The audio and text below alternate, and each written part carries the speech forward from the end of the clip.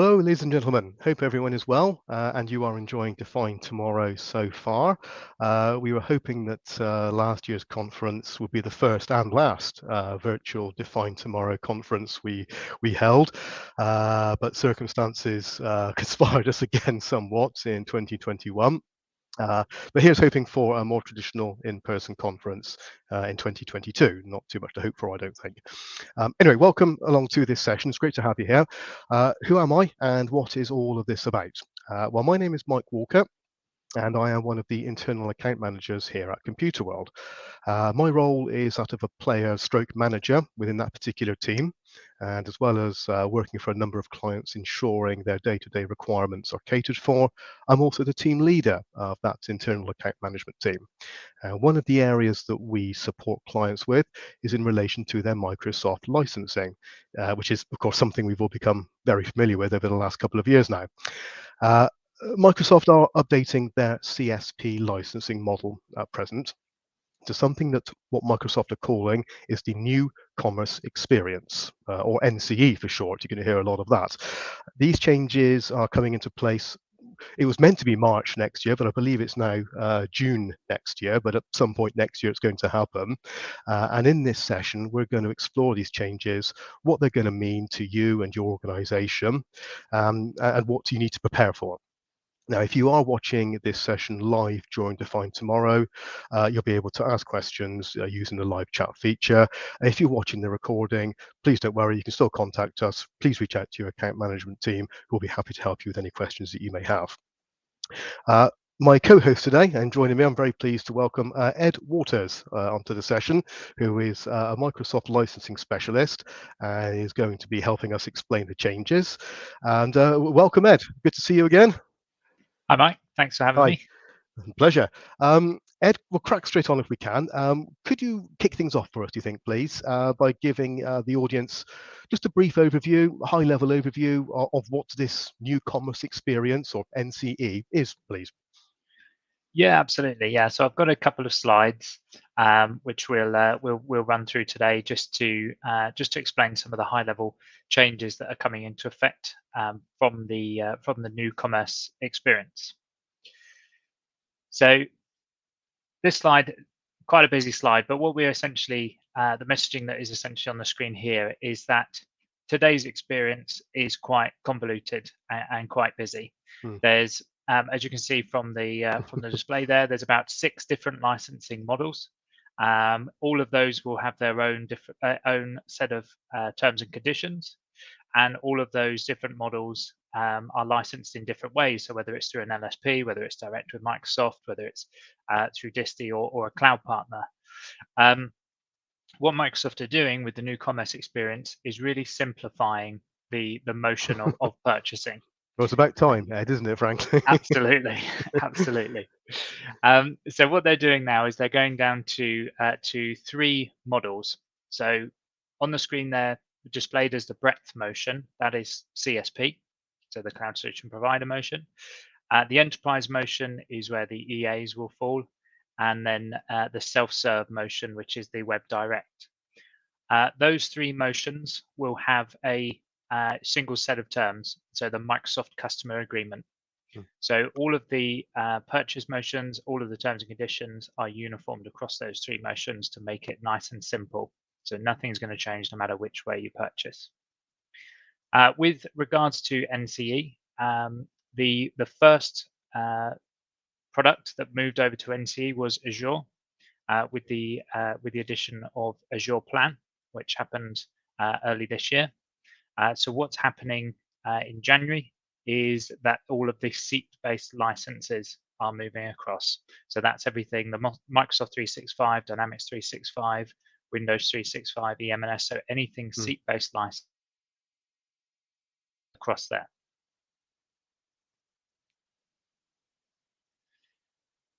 So a couple of points to make just here, some key changes that are coming into effect. I won't go through every one of these bullet points line by line, but I'll pick out some of the key elements. So there are going to be 3 purchase motions. under, sorry, purchase agreements under New Commerce Experience. So you're going to have a monthly term offer. You will have an annual, so a 12-month offer. And then we believe in March, hopefully, is the date for the launch of the 3-year term agreements. So the longest term agreements. What I'll explain is that the longer agreements will attract beneficial pricing. So you will pay a small premium to have the monthly agreement option, which is the most flexible of those options. Okay. As I say, the 1-year and the 3-year agreements, they're a longer term commit, and for that longer term commit, you will get preferential pricing. Understood. To the tune, somewhere to the tune of about 20% over the monthly options. Okay. Important to note that once NCE goes live in January, any new offers that are launched by Microsoft, so any new products that come to market, will only come to market through the New Commerce Experience. Right. So there will be a transition period where both New Commerce and CSP legacy are available, but any new offers will only go under NCE for that transition period. So they're really setting their stall out with this new experience, Absolutely. aren't they? Then that's the future as they want it, then, isn't it? Yeah. Okay. Absolutely. Yeah. So I've touched on the pricing elements. So regardless of which agreement you go for, whether it's a monthly, an annual, or a 3-year, you get price protection for the term of that agreement. So where you get that, obviously you're getting the extra reward for the longer commits, but you're also price protected. So if there are any price increases in the future, they won't affect you until the end of your agreement and you start a new agreement. Right. Okay. So once you're sort of tied in, you're tied in. Pricing as well. Yeah. Okay. Makes sense. Yes. Yeah.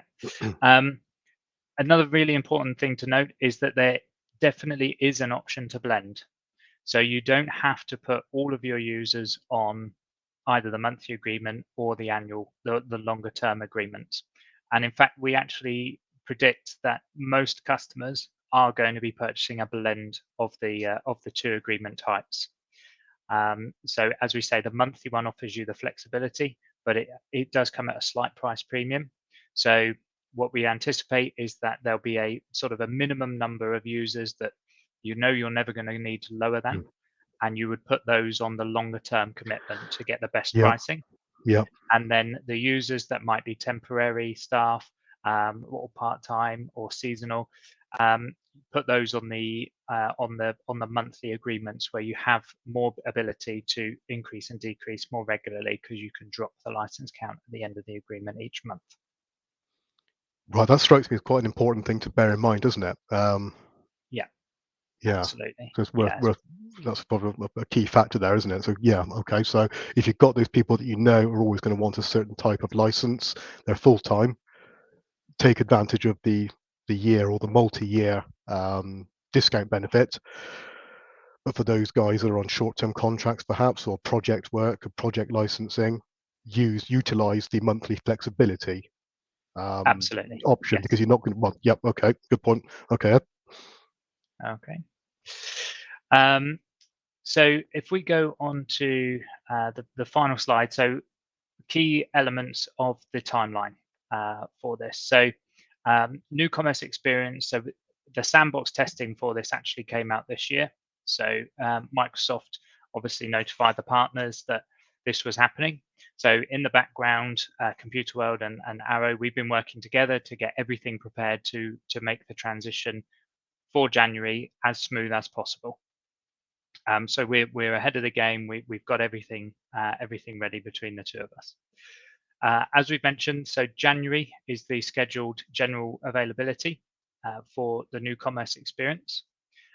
So as I say, there'll be a short transition period from January to March where both motions will be available still. So the legacy CSP and the New Commerce Experience. As of March 2022, any new orders or renewing subscriptions will transition from legacy to New Commerce Experience. Okay. As we mentioned, or as I mentioned as well, any new features, so any new products that are made available by Microsoft as of March will only be available through the New Commerce Experience. Okay, okay. And how set in stone do you think these dates are, Ed? Are they for sure definite goes, or is there some likely to be delays, do you think? I don't think there'll be further delays. I think we sort of mentioned in the intro that it was the initial launch was due this year. Hmm. They've postponed it to January. I don't think it's going to be delayed again. No. Okay. Um, but it could be. Never say never. But the likelihood is that January 1st, it will definitely be go live Yeah. for the new commerce experience. Okay. Okay. Okay. Yeah. Thank you very much. Um, No problem. is that the finish? Is that the slide finished there, Ed? Yes. Is Yeah. there more? Okay. Yeah. Right. Well, So that was they're the nice. headline slides. Good stuff. Nice high level overview. Thank you for that, Ed. Um, No problem. so, just expanding a little bit on a couple of the points there, then, if you've got a customer or an organization who want to commit to the NCE setup for a certain period, uh, what does that mean if I want to change, reduce, or increase my licenses during that time? What if I want to upgrade, say, from Office 365 E3 to Microsoft 365 E3? So I've signed up, but now I want to change my setup. Can I do that? Are there problems doing that? Is it still doable at all? No, it's absolutely doable. Absolutely doable. So there's Okay, kind of there's sort of two questions in one there. So we'll tackle them individually. go So on. so with regards to the changing of the quantities of your license, um, under NCE, we've mentioned that there are two license types, or three rather. So there's the monthly, the annual, and Hmm. the 3 year. Yep. Um, Under any of those agreements, you can increase your seat quantity at any time, just as you can today under CSP. So if you start the month with 10, realize that partway through the month you need an extra 5, you can increase on that day and utilize those extra 5 licenses straight away. Regardless of what setup I have, completely regardless. Correct, yes. So Right. whether Yep. that's Okay. monthly, annual, or the 3 year. Cool. Right. Fine. Yep. Where it's changing is that there will no longer be an ability to decrease your license count mid-term of the agreement. Okay, so Okay. what you are doing when you start one of these agreements, you're obviously making a commitment to a minimum number of licenses, whether that's for 1 month, 1 year, or 3 years. Yes. Yes. So what you can do though is at the time of the agreement renewal. So let's take a monthly agreement for example. Yep. So you hit the last day of the month. On the first day of the following month, you can decrease those license quantities. So if you've got 10, you only need 5 for the next month. You can drop down to 5. Right. Got you. And that's the flexible monthly option, isn't it? Yep. Okay. Okay. Exactly. Yeah. So this is why we suggest that Uh, there's probably going to be a blend of licenses, yes. Yep. because you might still want that flexibility, but you don't need to pay that price premium for all of Yes. your users. And hence, of Um, course, that price premium being applicable to the monthly options. Yes. exactly. Okay. It all makes Exactly. sense now, Ed. Yes. Yes, yeah. So it might be that you have a small number on the monthly agreements where you Yep. can decrease or even stop. Right. You can cancel those agreements before the renewal of the next month, and as I say, that will reduce your quantities and reduce your spend for the time that you don't need those. Okay. Okay. The other question that you asked was around upgrading license types. Mm. So I think the suggestion that you made was moving from Office 365 E5 to Microsoft 365 E5. So under the new commerce experience, there's no restrictions for increasing or upgrading your license count. So that is absolutely something that you can do, and it can take effect immediately. Oh. Okay. Right. Um, so again, similarly to the decreasing of license quantities, there isn't an ability to downgrade your license. Right. So if That you've was my next started question. your Yeah. yeah, so if you've started your 1 year term with a Microsoft 365 E3 license Mhm. and you want to go down to an Office 365 E3 license, that downgrade change won't take effect until the end of the Yeah. agreement, whether that's Okay. the monthly or annual agreement. So to coin a phrase from that popular song, the only way is up, really. You can Yes. increase whenever you want to, but decreasing isn't going to happen until the end of that period. Yeah. Okay. Correct. Ed, I Yes. understand. Yeah. Yes. Okay. That's a very important feature again there, isn't it? To remember if you do tie in for a year or a multi-year agreement, great, the price is going to Yeah. be lower, Yeah. but you are kind of, I won't say stuck, but you will have those seats for you regardless. Yes. And Yeah. you can only, and if you suddenly decide, oh, actually, I don't need those 25 licenses, bad luck. You have got them until the end of that period. Yes, yeah. So it's Okay. definitely worthwhile spending some time with your account manager and working out how many, what the kind of your minimum, absolute minimum Yes. license requirement will be, and locking those in on the Yeah. preferential longer term pricing to as you say to lock in that best pricing for you and protect you from any price increases that may come during your Mm, agreement term. And then if you need some flexibility on top of that for maybe the remainder of 10% of the licenses, for example, those ones can go onto the monthly agreement. So you've got that ability to increase and decrease within in that 30-day at those 30-day intervals. right. Okay. Okay. So let's say I'm an organization and I've got my renewal is coming up, or the anniversary of my current licensing is coming up February next year, 2022, Mhm. which is the NCE changes will have taken place, or it will be live at that point. But am I able at that point in February, for argument's sake, to take out another 3-year deal um, on my current setup, meaning that the NCE setup won't start for another 3 years? Or if I renewed right now, today, for 3 years, would I then not see any particular changes for another 3 years, Ed? So you can, if in February your current CSP agreement is up for renewal, you can renew using the under the legacy CSP program. But under legacy CSP, there was never a 3-year No, term correct, option, so correct, the correct. maximum term was 1 year. Yeah, So you okay, you could, so the longest you could remain on the CSP as it is today is 1 year. would be for 1 year from February.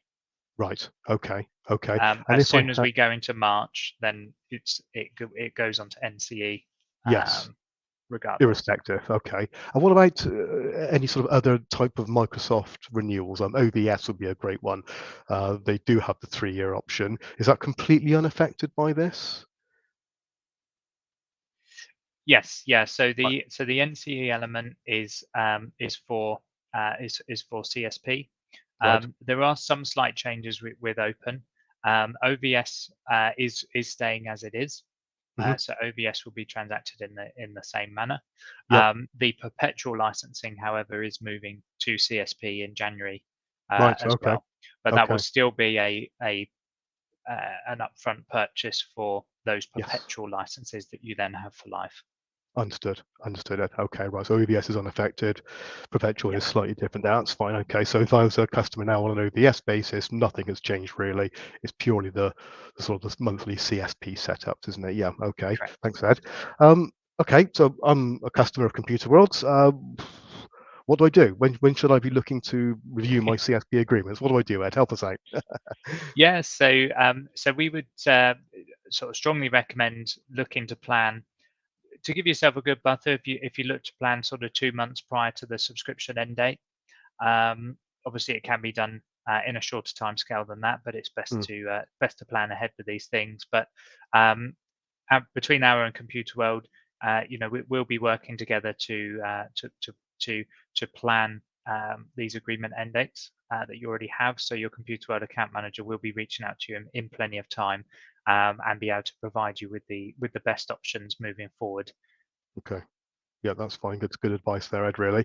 Um, So when Computer World customers are reviewing the CSP agreements, anything else they should be taking into consideration? We've covered quite a bit there, actually. I think you've really covered the main headline topics, but is there anything else that three tips from Ed for Computer World customers? What do you think about that? What three things really do they want to be on top of now or thinking about, would you say? Yeah, so absolutely. So planning ahead, as just mentioned it is a real key thing. Don't leave this until 2 days before before the 1st of March. It should be definitely something that, that we plan ahead. But as I say, we'll be reaching out to you before then to make sure that you know what's happening. Definitely look at the mixture of agreement types, so the annual and monthly. And again, Computer World and Arrow, we can work to help understand exactly the best mix for you. So you get a good mix of pricing and flexibility. And yeah, I think the main thing is to just plan ahead. Plan ahead seems to be there. Yeah, definitely something that that I'd say we'll be reaching out to you. We'll let you know plenty of time in advance what the best mix is for you, what the best steps are, to make this a nice smooth transition. That's for what your we're after, customers. isn't it? Yeah. Okay. Right. Well, Ed, that's really, really helpful, really interesting as well. Thank you. It's obviously quite a seismic change, I think, in the scheme of things. I think we've all kind of got used to the current way of how Microsoft sell the licenses and how we can buy them. And this obviously is a major change. We are releasing a piece to market as well, ladies and gentlemen, with Ed's help. Don't know if you knew that, sorry, Ed, but we're going to be releasing a piece to market, basically highlighting all the major changes that Ed has been through and what you need to be aware of and how we can potentially help you through the transitions. But we've covered the main details there. I think it's also worth just mentioning as well that if licensing is held with Computer World, there is a portal that customers have access to where licenses can be flexed or changed and purchased, subject to the new agreements, obviously. There is also access to our own Adopt 365 Microsoft training portal, which we released a few months ago, and we're really excited about. And it's a portal that comes with the licensing that shows you how to get the most out of them, top tips, all sorts of wonderful videos that we've put together and things like that for people to use. We also have regular reviews of the licensing as well. So as well as having a chat before the licensing is changed, we also have the same function throughout the course of your time with Computer World to make sure the licenses you've got are still doing what you need them to do. So we have all these things as well as our own support desk as well, offering Microsoft support on licensing. But I think that's pretty much it from us. Ed, great to see you. Thank you very much for your time as always. And to those of you watching, again, thanks for watching, and look forward to seeing you very soon. Take care. Bye-bye.